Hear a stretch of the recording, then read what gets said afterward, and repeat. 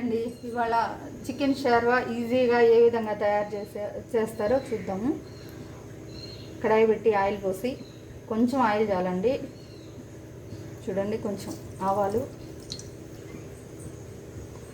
కొంచెం జీడిపప్పు,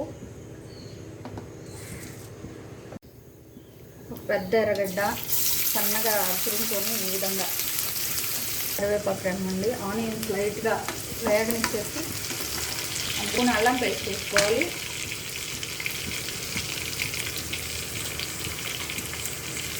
అల్లం పేస్ట్ పచ్చి వాసన పోయేదాకా వేయించుకొని కొబ్బరి 4 టేబుల్ స్పూన్లు పేస్ట్ పట్టు పెట్టుకున్నానండి, దాన్ని వేసేస్తున్నాను. లైట్గా కొంచెం ఫ్రై అవ్వనిచ్చేసి అందులోనే టమాటాస్ 2 ప్యూరీ పట్టి పెట్టుకున్నాను, అవి వేసేసేయాలండి. బాగా ఫ్రై కానివ్వాలి. 1 స్పూన్ ధనియాల పొడి, స్పూన్లు కారం,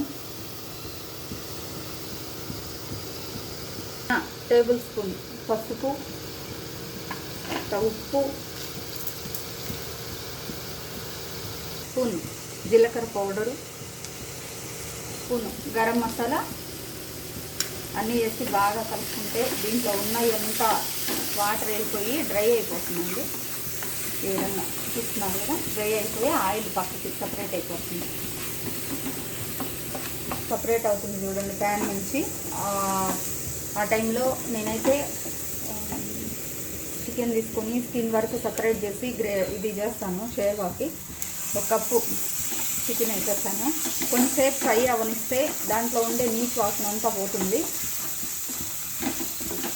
ఇంకా సపరేట్ అయ్యేంత వరకు డీప్ ఫ్రై చేసుకొని